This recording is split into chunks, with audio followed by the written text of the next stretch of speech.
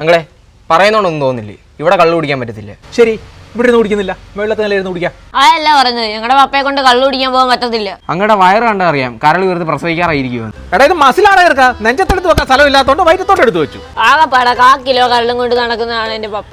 അയാളെ കൊണ്ട് കൊല്ലിക്കല്ലേ. പറച്ചിൽ കേട്ടാത്തൊന്നുമില്ല, നിന്റെ പപ്പയുടെ ബാക്കി കറലെടുത്ത് ഞാൻ ഫ്രൈ എടുത്ത് നിന്ന് മാറിയൊക്കെ എടുക്കാം. ചുമ്മാ വീട്ടിൽ കയറി വന്നിട്ട് ഒരുമാതിരി വർത്താനം പറഞ്ഞെങ്കിലോ. വേണ്ടേ, ഉപദേശമായിട്ടോ ഭീഷണിയായിട്ടോ എങ്ങനെ വേണേലും എടുത്തു.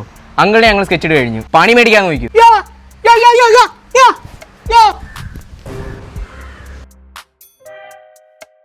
സുരേഷ്,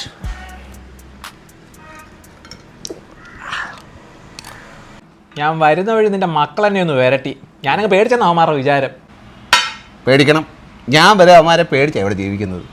നിന്നെ ഒതുക്കാൻ കാര്യമായിട്ട് അവന്മാരെന്തോ പ്ലാൻ ചെയ്യുന്നുണ്ട്. ഞാനങ്ങ് പേടിച്ച്. ചീവേച്ച് പിള്ളേരല്ലേ, കൂടി വന്ന അവന്മാർ റോഡിൽ ഒരു പഴത്തൊലി ഇടും, ഇല്ല കുഴി കുത്തി കരിയിൽ വെക്കും. സ്റ്റേറ്റ് പിള്ളേരായിരുന്നെങ്കിൽ ഇച്ചിരി പേടിക്കണമായിരുന്നു. ഞാൻ പറയാനുള്ളത് പറഞ്ഞു. അവിടെ ചില സമയത്ത് അവന്മാർ നോട്ടമൊക്കെ കണ്ടു കഴിഞ്ഞാൽ ഇരിക്കാനൊരു ഉൾക്കടിയിലോ. നീ കിടക്കണം, കടത്തിന്റെ പുറത്ത് കടമാണെങ്കിൽ ഈ മണ്ടു പഠിച്ച് നടക്കുന്ന എല്ലാ അമ്മമാരും കിടക്കണം. അയ്യോ, ആരായി പറയുന്നത്? നീ ചത്തുപോയാൽ അന്ന് ഞാൻ നന്നാകും. അയ്യോ, കടത്തിൻ്റെ കാര്യം പറഞ്ഞപ്പോഴാണ് കാറിൻ്റെ CC മുടങ്ങി കിടക്കുക. നീ എപ്പോഴാണോ ആ കാലന്മാർ ഇങ്ങോട്ട് വലിഞ്ഞു കയറി വരുന്നതെന്നാ.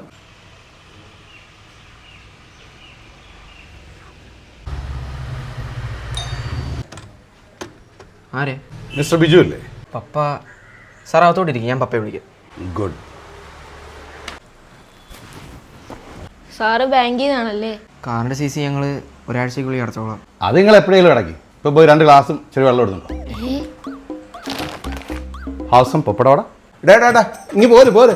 ഓ yeah, will give you later. Okay. ഇതേതാണ് പുതിയൊരു കമ്പനി കൂടെ? അവൻ അങ്ങനെ പറഞ്ഞു. കണ്ടാൽ നല്ല മര്യാദക്കാരി പിള്ളേരാണല്ലോ. എടാ, ഞാൻ നല്ല മര്യാദയ്ക്ക് പറഞ്ഞു ഇവിടുന്ന് അടി മാറ്റാമെന്ന്. അല്ലെങ്കിൽ അവന്മാർ കയറി പണിയേ. ഓ പിന്നെ അവന്മാര് പണിഞ്ഞു മൊട്ടയത്ത് വിരിയാത്ത പിള്ളേരാ പണിയാൻ നടക്കുന്നത്. എടാ ബിജു, നീ പേടിച്ചാ മതി. ഈ പ്രായത്തിൽ അമ്പൂറ്റിയെ പ്രാർത്ഥിക്കാനല്ലാതെ അവന്മാർക്ക് എന്തോ അറിയാം. ഓ, ഇവൻ പറയാനോട്ടൊന്നുമില്ല, അവന്മാര് വെറും മൊണ്ണ പിള്ളേരാ. ഇപ്പൊ അവിടെ കാണുന്ന അമ്പൂറ്റി വിളിച്ചത് കരയുമായിരിക്കും. ഒന്നെങ്കിൽ അയാളുടെ വീട്ടിൽ ഇട്ട് കൊടുക്കണം, അല്ലെങ്കിൽ പോകുന്ന വഴി.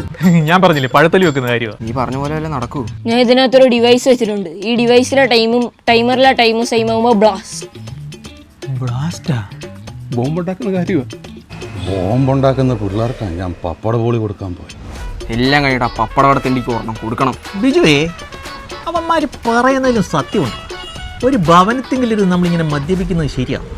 ബോംബെന്ന് കേട്ടപ്പോഴേ ഇയാൾ അങ്ങ് നന്നായി. അപ്പോൾ അതങ്ങനെ പൊട്ടിയിരുന്നെങ്കിലും എന്തോ ഇവിടെ ബോളി പൊടിഞ്ഞത്.